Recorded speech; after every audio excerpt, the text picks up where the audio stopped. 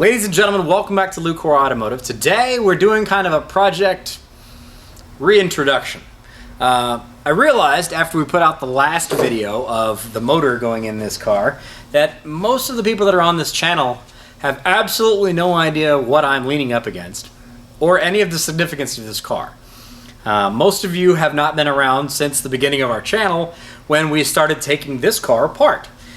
So this is going to be a reintroduction to why exactly I am building this car, what this thing is, what's sitting in there. Yeah, so welcome back to a 1970 Pontiac LeMans 455 build. Should be interesting. It's been a long time coming, so I'm going to give you guys an update on everything there is to know about this car.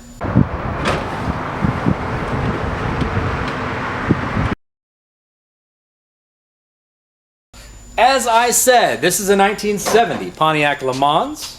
Isn't it beautiful? And I don't know what color you would call this, creamish beige.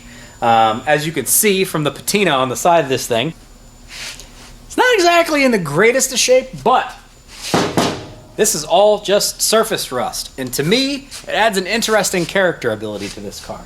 So I bought this car personally about 3 years ago out of Virginia. It found it on Craigslist. Unfortunately, I'm kind of a Craigslist hunter for cars, and I was in the need for a car that I could have some fun with. Now, I also do have, which you've never really seen on the channel, a 1971 Pontiac LeMans Sport. It's the green one. If you've ever seen it on Instagram, it's a green Pontiac LeMans Sport. It's the original motor that's in the car. It's a 350 with a turbo 350 transmission behind it. Essentially all original car. I don't want to mess that car up because it's original and because it's stock. I want to leave it alone. And that's more of a car show car. It's really clean. It's really nice. That's one I want to take out to show, you know, what a nice 1971 Pontiac LeMans was. Because unfortunately, most of you Pontiac people have bastardized these LeManses into GTOs over the past 30 years. And it's really hard to actually find a Pontiac LeMans, especially a LeMans Sport anymore.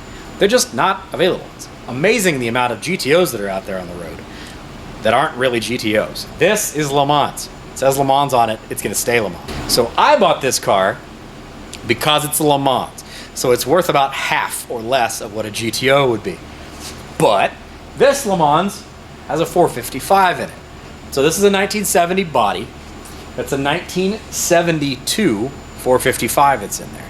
At some point in time, somebody has also replaced the original heads that came on this car with a set of 6X heads, which if you're a Pontiac guy, those are your go-to heads for performance Pontiac stuff, without going to any of the crazy heads. So that's why I bought this car, because it was all of the bells and whistles, all the pieces and parts that I really wanted in a car anyway, but it wasn't original, so I'm not going to feel bad about tearing it apart, doing stuff to it. So I drove it for a while as it was, and it did okay. It wasn't great. It would light the tires on fire, but it wasn't quite what I wanted it to be. And I knew the potential of the Pontiac 455 was considerably beyond what I was feeling in my butt dyno when I was driving the car. There were also a few problems with this car. If you wanted to go back and watch, you can see the whole process, but I'll update you here. So the reason this became a build series, not just Austin drives a 455 around, is when I picked this car up originally, it didn't even make it out of the guy's driveway after I paid it off, before it popped a really nasty oil leak. Anybody who's run aftermarket gauges or under dash gauges knows a lot of times those gauge packs come with nylon oil pressure lines. And that oil pressure line ruptured and it started pouring oil all over the place. So pulling out, putting it on the on the trailer, I left a nice long line of oil. Strike one. Strike two came when I was working on some stuff and realized we had a charging issue and started to investigate my wiring problem. The wiring ended up being an absolute nightmare. Not professionally done in any way of saying so. And unfortunately, it melted almost my entire wiring harness. Not a good situation, and also lit my gauge pack inside my car on fire, which was neat. So at that point in time, it became a conversation of, do I really trust this 455 and whoever actually worked on this thing with what I saw from the wiring and the fact that I had an oil leak before I even got it out of the driveway, no, not really. So we pulled this motor out and we took it over and had it dynoed, and got some kind of surprising result.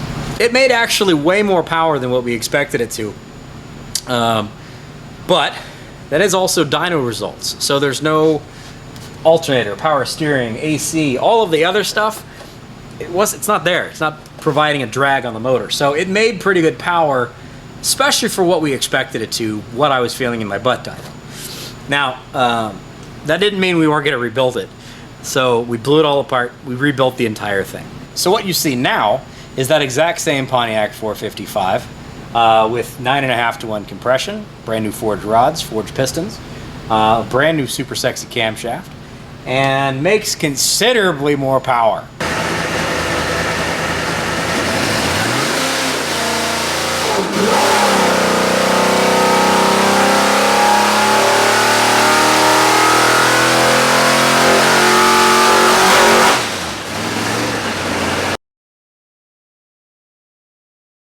This whole build process went on about a year and a half to 2 years ago. Once we finally got it all done, unfortunately our time scale was completely thrown out of whack. And we have a lot of customer cars we had to deal with, so we didn't get to do anything with this motor, and it sat on an engine stand.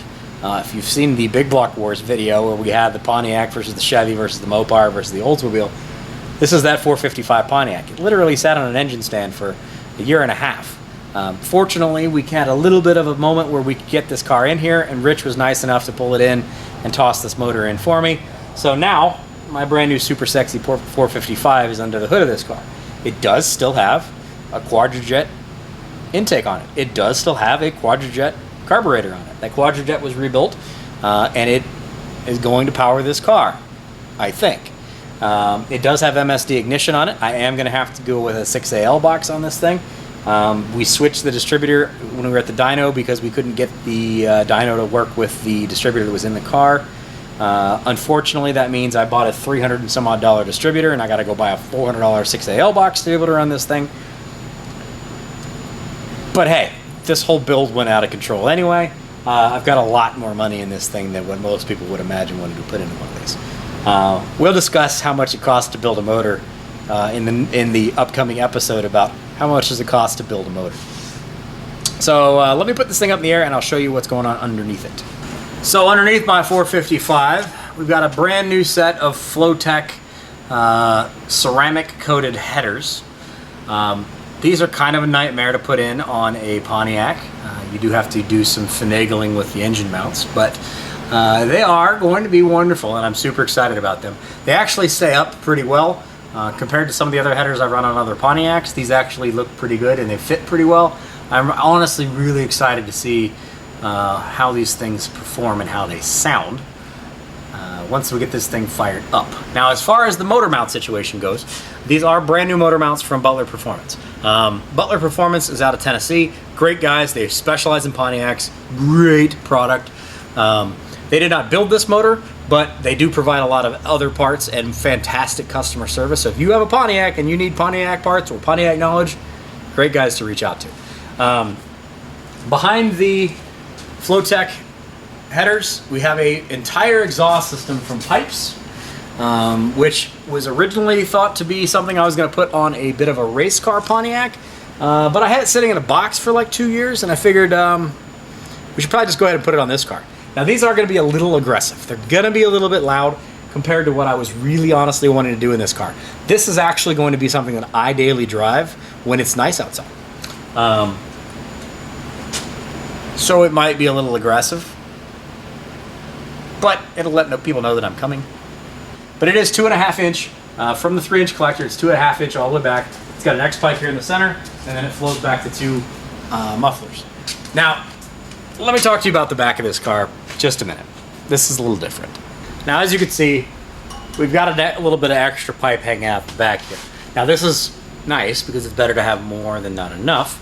Also, these kits are designed for different kinds of exhaust setups, so they don't know if you're going to be running manifolds, if you're going to be running long tubes, shorties, mid pipes, whatever. So they give you enough pipe to be able to make generally all of it work. So we're just going to lop off the extra here. Now, let's talk about the exhaust. this car, when I bought it, came with a mod that I actually really liked. It came with the classic Firebird tips. Those guys. And it sat like that, and it's got a little bit of the kick out to it. Sounds really cool, looks really cool, and it gives you that kind of, you know, 77, 78 Firebird, Smokey and the Bandit kind of feel, right? Cool setup. As you'll notice, this pipe is actually quite small. And then it flares out, and then it flares out again to be able to fit this tip. This was not the only problem with the exhaust on this car. As you saw in the motor installation video, there were also reducers inside of that exhaust that choked down the exhaust after the collectors before it went into the X pipe. And it went from 2.5 inch to 1 7/8.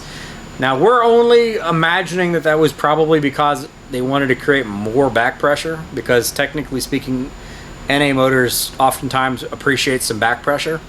Not entirely sure you want to choke down a 455 into quite that much back pressure, but it is what it is. But they only used a tiny little pipe all the way back to the rear tailpipes, which starts to make sense as to why I wasn't feeling like I was getting quite as much power as I expected to be getting, and wasn't getting as much power as it showed up on the dyno. Now anyway, as I was saying, these look cool and I like it, right? Cool.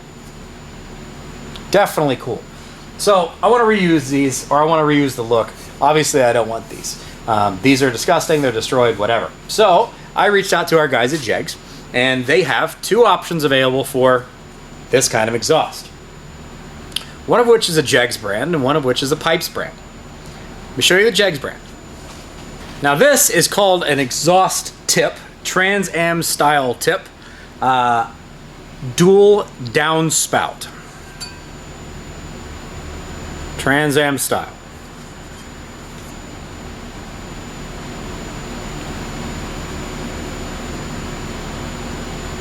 No. So much no.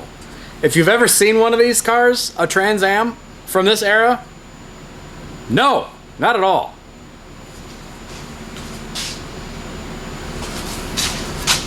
Trans Am style, not Trans Am style. The cut is wrong, the spacing is wrong, the bends are wrong, all wrong. Less expensive. I think this was like 40 bucks. Not correct. Just no. Jegs, I love you. I do. I spent a lot of money with you guys. I love your products. This, just no. Mm-mm. What ended up being the correct product is this. This is from Pipes. 3 times as expensive as the stuff from Jegs, but as you can see, it is the proper setup. Look at that. See? That's how it's supposed to look, right? Cuts are the same, the bevels are the same, the bends are the same. Same. This is what it's supposed to look like. So we're gonna get this guy up here. It's gonna get a little bit like that. It's gonna look great. It's gonna be awesome. A little bit of a pro tip if you're building a Trans Am or you want that Trans Am style look. Spend the extra money, go with the Pipes. Don't bother with the Jegs brand. Again, Jegs, I love you guys, but there's a really, really big difference between... No. Buy the Pipes. So these are the Pipes version. Exact same thing. Again, they're 3 times as expensive. There you go. A little bit of product review. So that's what we've got going on with this car. Now it is going to stay carbureted, we believe, at this point in time. Again, I'm going to try to run it with a Quadrajet. This is the original Pontiac 10-bolt rear end that's in the back here. We're not entirely sure how long that's going to hang out back here, how long it's going to survive in the rear, because that new motor up front makes 515 foot-pounds of torque compared to what it made before. And it makes a lot of it really down low. So we'll see how quickly everything blows up in the rear. When it does, we'll see what we do with it. Ideally, as I said, I want to use this as a drive around kind of car. not necessarily as a show car or a race car. It's certainly going to be capable of race car type things, but that's not really what it's designed for. So there we go. So anyway, there you go. That's my reintroduction into the Pontiac 455 that you saw a quick little video a couple of weeks back about putting an engine in it.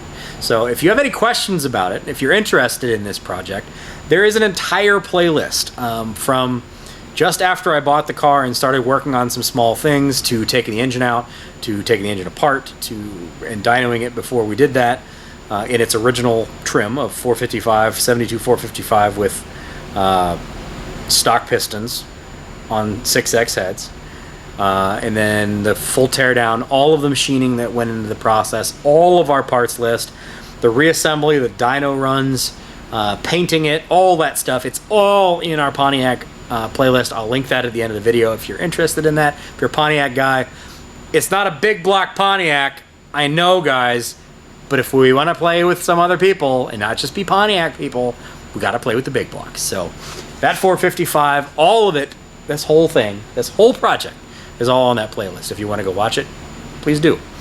Again, thank you very much for coming and watching our stuff. This is just kind of felt like I needed to make a video reintroducing you to this project, since most of you have never seen it before. It was unfortunately sitting on the back burner because customer stuff comes first around here, and our stuff comes last.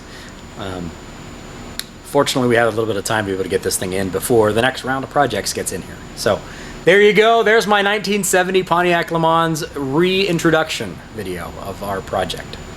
Hopefully you enjoyed this. If you have any questions or anything, please do put those in the comment section below. Please do click on that like button. It lets YouTube know that you're paying attention and that you actually like what we do here. Click on that subscribe button, because why not? We do a lot of cool stuff around here. We promise. Some of it professional. Anyway, got a lot to do with this thing. Got to put the cooling system in it. Got to get the ignition system wired back up. Got to get, honestly, all of the wiring redone because it melted all of that. And quite a few other things to do before we can get this big sucker fired back up. But that'll all be in a future video. We'll keep you guys updated on this project in perpetuity, I guess, because I'm probably not selling this car. So there you go. Thanks for coming along. We'll see you on the next one. Bye-bye.